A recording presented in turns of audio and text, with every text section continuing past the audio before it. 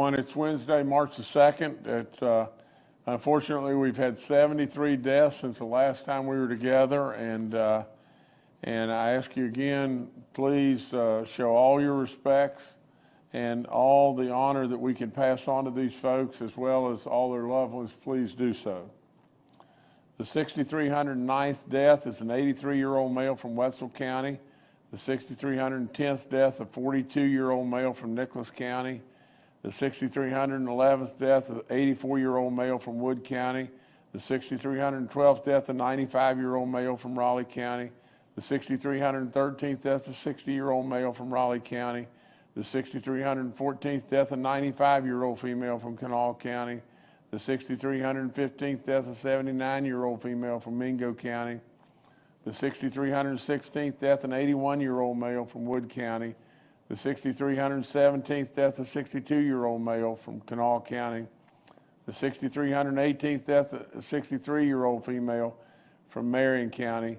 The 6,319th death, a 43-year-old male from Raleigh County. The 6,320th death, an 89-year-old female from Ohio County. The 6,321st death, a 75-year-old male from Roane County. The 6,322nd death, a 62-year-old male from Harrison County. The 6,323rd death, an 81-year-old female from Kanawha County. The 6,324th death, a 48-year-old female from Fayette County. The 6,325th death, an 86-year-old female from Kanawha County. The 6,326th death, an 80-year-old female from Kanawha County. The 6,327th death, a 97-year-old female from Kanawha County. The 6,328th death, a 59-year-old female from Kanawha County. The 6,329th death, a 78-year-old female from Hancock County. The 6,330th death is a 96-year-old female from Raleigh County. The 6,331st death is a 67-year-old male from Berkeley County. The 6,332nd death, a 52-year-old female from Berkeley County. The 6,333rd death is a 33-year-old male from Wood County. The 6,334th death is a 73-year-old female from Fayette County. The 6,335th death is a 79-year-old female from Hancock County. The 6,336th death is a 60-year-old male from Upshur County. The 6,337th death is a 51-year-old female from Randolph County. The 6,338th death, a 48-year-old female from Putnam County. The 6,339th death, an 81-year-old female from Mingo County. The 6,340th death, a 68-year-old female from Ohio County. The 6,341st death is an 83-year-old male from Mercer County. The 6,342nd death is a 75-year-old female from Taylor County. The 6,343rd death is a 57-year-old female from Kanawha County. The 6,344th death is a 51-year-old male from Cabell County. The 6,345th death is a 79-year-old male from Monongahela County. The 6,346th death is a 67-year-old female from Kanawha County. The 6,347th death is a 79-year-old male from Berkeley County. The 6,348th death is an 86-year-old female from Wood County. The 6,349th death is a 79-year-old female from Harrison County. The 6,350th death is a 65-year-old male from Wood County. The 6,351st death is a 92-year-old female from Grant County. The 6,352nd death is a 79-year-old female from Kanawha County. The 6,353rd death is an 81-year-old male from Greenbrier County. The 6,354th death is a 62-year-old male from Fayette County. The 6,355th death is a 58-year-old male from Ohio County. The 6,356th death is a 92-year-old female from Wood County. The 6,357th death is an 82-year-old female from Braxton County. The 6,358th death is an 80-year-old female from Wyoming County. The 6,359th death is a 74-year-old female from Wyoming County. The 6,360th death is a 72-year-old female from Wyoming County. The The 6,361st death is a 73-year-old female from Fayette County. The 6,362nd death is an 85-year-old female from Wyoming County. The 6,363rd death is a 79-year-old female from Berkeley County. The 6,364th death is an 81-year-old female from Raleigh County. The 6,365th death is a 93-year-old female from Preston County. The 6,366th death is a 60-year-old male from Wood County. The 6,367th death is a 45-year-old male from Monroe County. The 6,368th death is a 60-year-old female from Mineral County. The 6,369th death is a 63-year-old male from Greenbrier County. The 6,370th death is a 68-year-old male from Tyler County. The 6,371st death is a 94-year-old female from Summers County. The 6,372nd death is a 40-year-old male from Calhoun County. The 6,373rd death is a 71-year-old female from Harrison County. The 6,374th death is an 81-year-old male from Marion County. The 6,375th death is a 67-year-old male from Hancock. The 6,375th death is a 67-year-old male from Kanawha County. The 6,376th death is a 95-year-old female from Hancock County. The 6,377th death is a 93-year-old female from Pendleton County. The 6,378th death is an 85-year-old female from Cabell County. The 6,379th death is a 100-year-old female from Mercer County. The 6,380th death is an 86-year-old female from Raleigh County. And the 6,381st death is a 91-year-old male from Logan County. Oh, my. Some good stuff is we're down to 2,143 active cases in West Virginia, and that's the lowest that it's been since July the 29th, 2021. So that's really good, or surely way better. We have 498 new positive cases. You remember, not long ago we were having 4,000. Our daily positivity rate is at 5.49. That's a lot better. Our cumulative is still at 8.39. We have 482,000 plus people that have recovered and 481 people now that are hospitalized. Down in the 400s, that's a big improvement. We have 124 in the ICU units and 64 on ventilators. And every county in the state of West Virginia is now green, with the exception of 5 counties. Well, it's been a long time coming, hasn't it? But I'm going to leave that just a second. I want everybody to see it, for this point in time. And you don't want to drop our guard completely by any stretch, but we're really, really getting out of this. And the sun is starting to really shine, and spring is coming, and I wouldn't completely drop my guard by any stretch, but but it'd be really nice to start seeing the robins now, wouldn't it? CDC has now loosened their mask requirement, and you've seen that from the State of the State last night and on, and that's good. I want to thank our National Guard over and over for all the great work that they've done in backstopping and helping our hospitals and all the stuff they do all the time, but today I'm announcing that on March the 11th, we will complete this mission. And we congratulate and thank them in every way. The home tests where you can get 4 free home tests are available. You got to go to our covidtest.gov. I think, President Biden even announced last night that there's going to be more home tests, that if you need them, that they're going to get more out to people.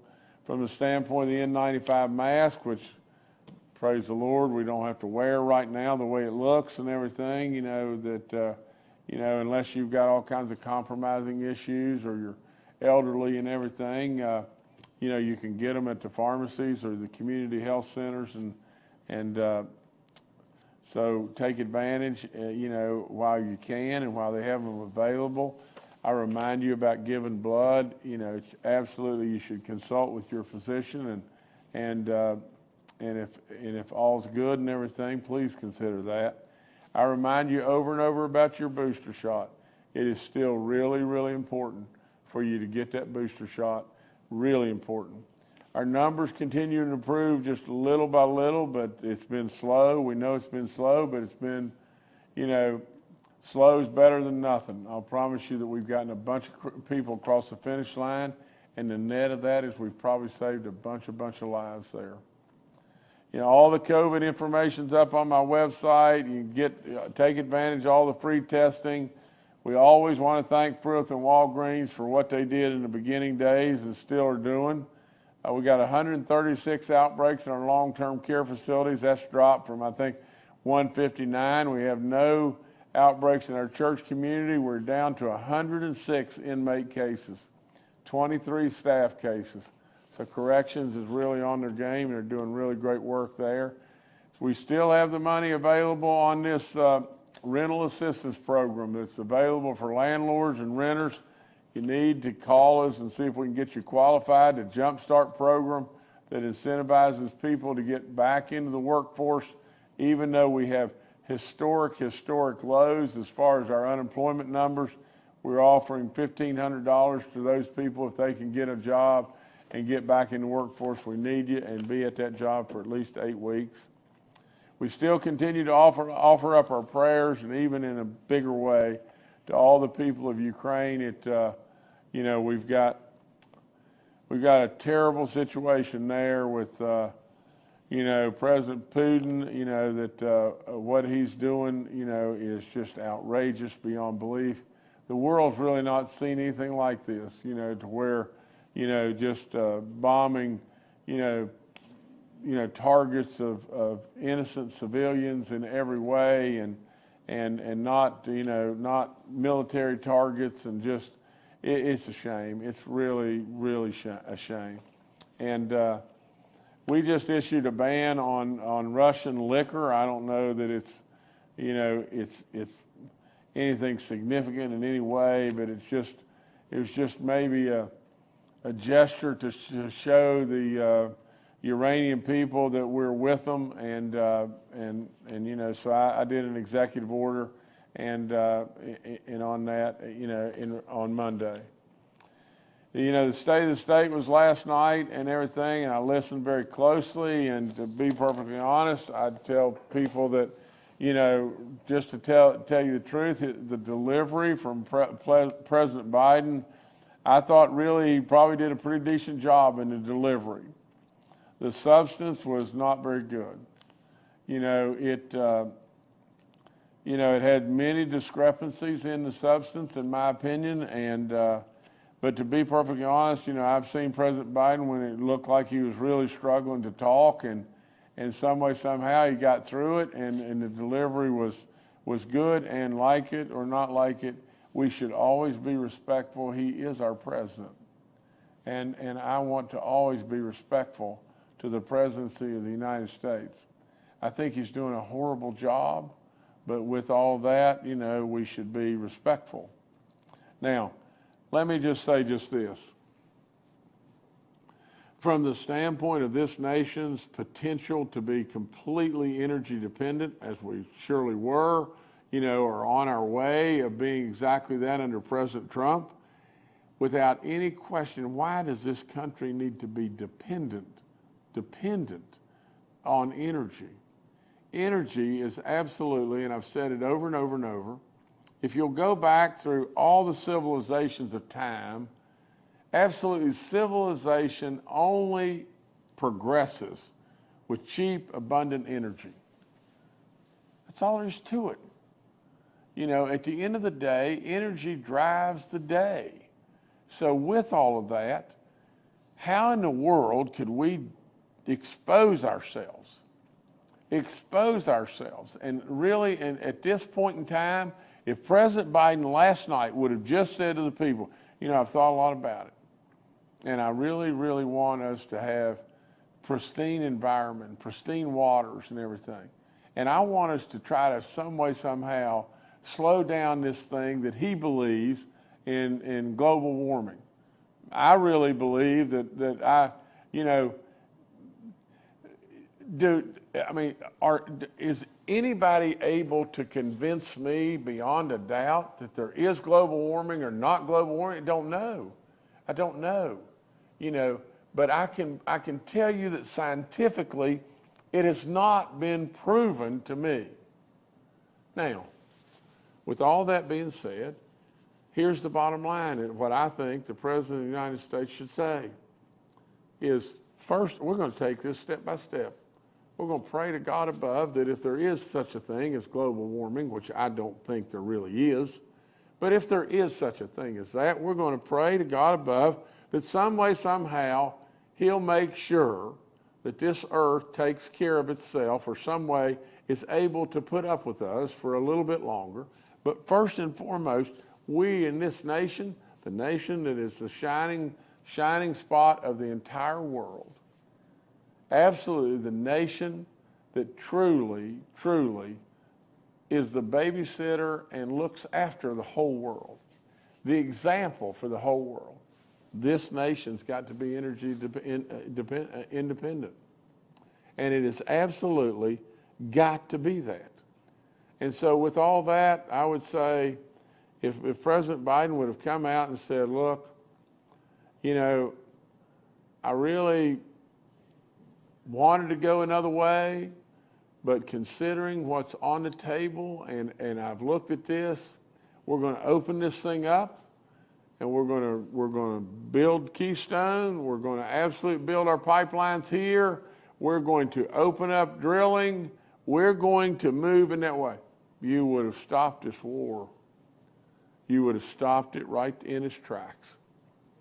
You would have stopped this invasion into this country right in its tracks. Because we couldn't have changed that overnight, but the Russians would know that it's coming. And so I really and truly, at the end of the day, this thing in Ukraine can escalate into something really, really, really bad. And we don't need that. We just don't need that. We had a terrible fire at our deaf and blind school, and it was heartbreaking beyond belief. I was in immediate contact with all the folks, from the fire marshals to my chief of staff to Superintendent Birch and all the education folks and everything, and my words to them were just this. The psychological trauma, thank God the students weren't on campus, and thank God, this building was not being used for students at that time and everything. But the psychological impact of something like this is really tough. Now, everybody's on it, and everybody's still investigating it and trying to figure out what to do. And I can tell all those, that we're surely not going to walk away. We're absolutely going to rebuild. To the folks in the town of Romney in that area, this is a very, very important school, and surely to all the students and all faculty and everything, you just got to know we're with you, and we'll get through it. We'll get through it. But the impact, the psychological impact on all is difficult, and we recognize that, and that was my point to Clayton Birch, and we're going to stay right with you and be right on it. The revenue numbers, I don't know if we announced this and everything the other day, but I guess not. The net of the whole thing is, and I would just say, just as simple as this, it's hard to get really tired of winning. I mean, that's all there is to it. And now we have, surpluses that are totally beyond belief. We're standing at year-to-date surpluses of $589.9 million above, our estimates. We're at 59.2 million on surplus for the month, excuse me, for the month of February. And it's a short month. It is truly unbelievable, what we have done and how we've changed the map, how we've changed West Virginia from being that place that everybody looked down on to a place that absolutely people are thinking, great time of day. What is going on in West Virginia? They truly are that diamond that we missed and everything. And absolutely, we said in the beginning, we're going to take you on a rocket ship ride. And my gracious sakes of living, we're on a real rocket ship ride. And we've got so many opportunities to do so much more good as we go forward. We're going to continue to do that. We're not going to stop until we've flipped every single rock. And I guess we did announce this yesterday or put it out yesterday, but my goodness, how good is good? And at the end of the day, you just keep on winning, and it's hard to get tired of winning.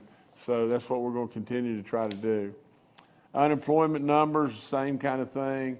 They just keep, they adjusted on a national basis. They adjusted the unemployment numbers just a little bit and everything, but we still just have record after record after record. I think it's now 22 consecutive months that we've decreased, our seasonally adjusted unemployment rate. That's really good.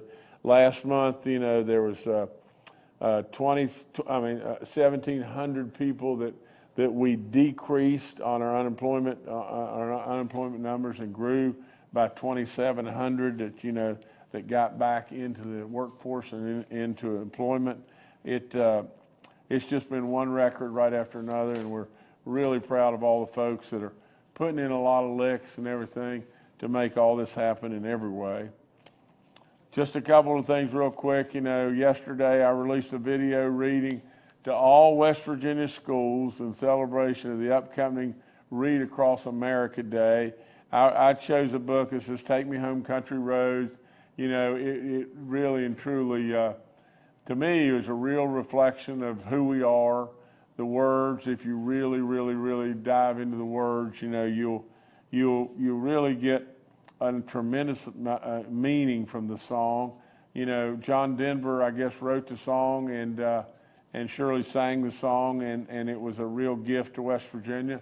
Now everybody all across the world knows that song and everything, and we lost him tragically way, way, way too young. But Kathy also read a book, our First Lady read a book entitled Love is All Around West Virginia.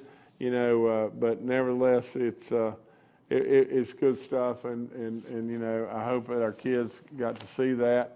We're going to award AML grants here in just a little bit at 12:30 today, and this is Abandoned Minelands grants, and I encourage you to tune in on that, and that's all I've got, and thank you so much. All right, thank you, Governor. Let's now go to Dr. Clay Marsh, our coronavirus czar. Well, good morning. As the governor has effectively shared with us, we are seeing many positive signs when it comes to the reduction of the current surge that we are experiencing. We are, however, both in the country and in West Virginia, continuing to see deaths that are increased from our baseline. And certainly we know the importance of full vaccination and boosting that is being seen now in every study being done, particularly related to the Omicron variant of COVID-19. It's also important to recognize that more and more we're starting to understand the impact of the long COVID complications. In a study from the United Kingdom, 1 out of 7 children who had COVID-19 are experiencing some form of long COVID. And as we look at the impact on our heart system, on our brain and our nervous system, we see that there is a up to 73% increase at 1 year in cardiovascular and heart problems, including heart failure and stroke. And as we look at our brain, people with brain fog is an increasingly important complaint that people have from developing COVID-19. And people can get long COVID symptoms, even with a very mild case of COVID-19. But the more severe the case and the more severe the symptoms, the higher the risk of suffering long COVID symptoms. And that range can be up as high as 40 to 60% of people that have been hospitalized that may experience some consequences of long COVID. It's also important to recognize that full vaccination and boosting seems to reduce the risk of long COVID by about 50%. So another reason to be fully vaccinated and boosted. Lastly, a big study from the American Red Cross that looked at antibody testing and blood that's been taken demonstrates, and the CDC demonstrates that about twice as many people in the US as we've documented appear to have had exposure and experience from COVID-19. They have immune function that demonstrates that they have been either infected or challenged with COVID-19. And that's important not only because as we look at the age ranges, 60% of our under 18-year-old population has evidence of having COVID-19. As we look at our over 65-year-old population, that goes down to only 23%. But it means that about half of our population have likely either been infected or challenged with COVID-19. And along with the vaccinations, that gives us probably the most immune function that we've seen thus far in the pandemic. So while we continue to watch carefully if the virus mutates more and new variants come up, we're not really seeing that right at this very moment, but we have learned enough to know to respect this virus and not to believe we can predict what the virus is going to do. But it makes it really important for all of us to continue to enhance our immune function, because that's the best way that we can protect ourselves, protect each other, and reduce the risk of the virus from mutating to another variant. Thank you. All right, thank you, Dr. Marsh. Next to retired Major General Jim Hoyer, the director of our Joint Interagency Task Force. Good morning. Just a couple of items to follow up.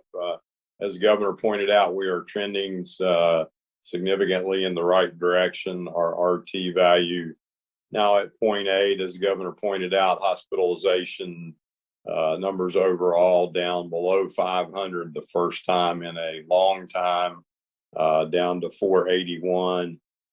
We do have ample supply available now of the appropriate antibodies available, as well as the antivirals. We are now seeing a decrease in requests from facilities for those items. So that is another good trending number. But as Dr. Marsh pointed out, our booster numbers, particularly among age 50 and above, particularly 65 and above, need to continue to increase significantly. As the governor showed us today, a significant number of West Virginians, particularly older West Virginians, are still succumbing to the virus. And just a point of reference, we had projected that sometime between the 1st and the 15th of March that we would hit 6,400 deaths related to this virus, and we are 19 away from being 100 times greater than what was initially projected in 64 deaths. And that's only on the 2nd of March. So we've got to continue to get those West Virginians the booster doses, and those who have had COVID taking a first dose of the vaccine and getting in that process shows significant improvement in levels as well. Thank you. All right, thank you, sir. Dr. Ayn Amjad and Secretary Bill Crouch are also joining us today and are available for questions. We'll now go to questions from members of the media. The first today from Charles Young with WV News. Hi, this is Charles Young with WV News. I wanted to clarify, Governor, you said that the National Guard's mission in the hospital will end on the 11th. Is that correct? And then I wanted to ask about what is next for the National Guard now that this phase is closing. Where will we reallocate those folks, and what is the National Guard doing response-wise day to day at this point? Well, first of all, Charles, the date's right on March the 11th, and General Crane can be with us and be on Monday. But listen, Charles, you know, it just, there's a duty for these great people. It seems like nonstop. And what they do is unbelievable, and we're really, really, really proud of them. And so I'm sure there'll be plenty of tasks and everything, but General Crane can come on Monday and answer that better than I. All right, thank you, Charles. Next to Kenny Bass with WCHS and Fox 11. I have a question for Dr. Marsh. Doctor, without engaging any predictive or projective behavior, what numbers will you need to see in order for you to think, as a physician, as the person who's been leading this charge, that we have moved from what people would generally consider a pandemic to whatever the next lesser phase of this thing is going to be? Thank you. Doc, please. Thank you, Governor, and thank you, Kenny. You know, Kenny, I think that we are actively moving in that direction currently. And obviously, we can't predict the future, and we need to monitor the virus very carefully, because the virus has really been dictating our response, not the other way around.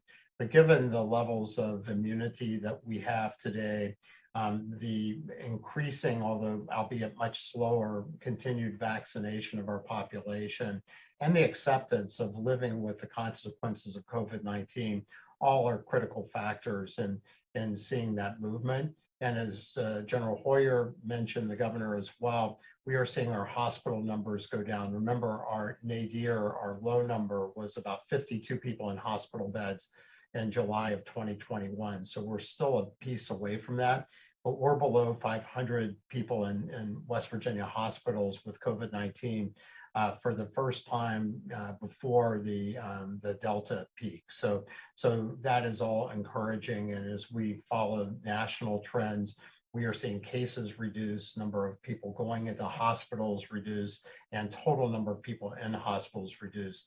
And those are all the same metrics CDC is monitoring, and we are too. So if the virus doesn't make a left turn and mutate more and become another variant that we haven't, aren't ready for immunologically, then I think we are well on our way toward that direction right now. Thank you. All right, thank you, Kenny. Next to Jess Mancini with Ogden Newspapers. Hi, thank you for taking my question. The state drug control policy, the Office of Drug Control Policy, said that overdose tests were trending downward. And my question is there a correlation between overdose tests going down with the decrease in the number of active cases of the virus? Thank you. Secretary Kraus, why don't you try this, please, sir?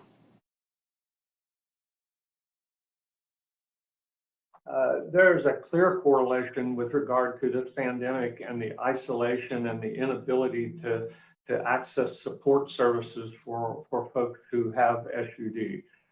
This is a serious issue. The governor has pushed us very hard to keep our efforts going and to, in fact, increase efforts with regard to this problem. His governor's council on substance disorder has made some great strides. Our Office of our Bureau of Behavioral Health Services has done great work with regard to increasing the number of quick response teams out there. Our Office of Drug Control Policy with Dr. Matt Christensen has really pushed hard over the past year to really implement new programs and new contacts out there and new resources. We have a huge increase of recovery programs in the state. In 2017, our numbers were going up. We were #1 in the country with regard to overdose deaths. In 2018, with the efforts we were going forward with, we had a 22% reduction in overdose deaths. In 2019, we had a 13% reduction in overdose deaths. And then this pandemic hit, and we ended up with a lot of folks who lost those contacts, lost those resources, lost a lot of the support mechanisms they needed to tackle this. Legislature jumped in 2017 with the Ryan Brown Fund, and we increased treatment beds. We're now back on track. So we are showing decreases from April through this month in overdose deaths. Those numbers look terrific. We're cautiously optimistic that this pandemic is behind us, and that we can again push out more programs and try to get this disease under control. That's the disease that's been going on in the background while the pandemic's going on. So we're working hard. Again, the governor's pushing hard. We're going to have more impact on this program as we go forward. All right, thank you, Jess. Next to Paul Mullen with WCBC. Good morning, Governor. Good morning, everybody. Governor, I want to circle back to Hyperloop. We have the players in place to answer the question, I think, today. Usually when you make an economic development deal as large as Hyperloop, you have some incentives involved in that package. What sort of incentives did Virgin get to come to West Virginia? Did the scaling back or change in the project affect that agreement any? And are they in breach, or are you going back to the table with them to ensure that West Virginia incentives are used in the proper way in this situation? Thank you. Paul, thanks a bunch. In general, now this is yours. We got you back here today, and tell us all kinds of good stuff. Yes, sir, Governor. So, Paul, first, and I'd mentioned this on a show the other day, is we need to understand that we attracted the equivalent of a large-scale venture entity or small entrepreneur entity. So we had to treat them as such. So from a state perspective, we did not give a startup an incentive that we would then lose. So everything that was promised to Hyperloop was related to performance-related activities on their end. So when Hyperloop provides a certain number of jobs and investment in the state of West Virginia, they would then get an investment from the state itself. So we are out the time and effort so far of attracting a large-scale startup. We still believe that Hyperloop and the concept of Hyperloop transportation is something that we, the state of West Virginia, should continue to be aggressive in going after, and thus the Department of Transportation and partners within the state have put in a grant for Next Generation Transportation Center. But at this time, the state of West Virginia has not invested any money that it needs to recall from Virgin Hyperloop, that particular Hyperloop company. All right, thank you, Paul. Governor, I'll turn it back to you. Well, that came back to me real quick, didn't it? I really, I don't really have anything to add. I think General Hoyer covered the Hyperloop question well, and I appreciate those folks coming on and asking the questions. And I guess, what we do is we just stay at it. I ask for your prayers, a whole bunch, for 73 additional West Virginians that we lost, and all their loved ones. But that's all I got. Thank you.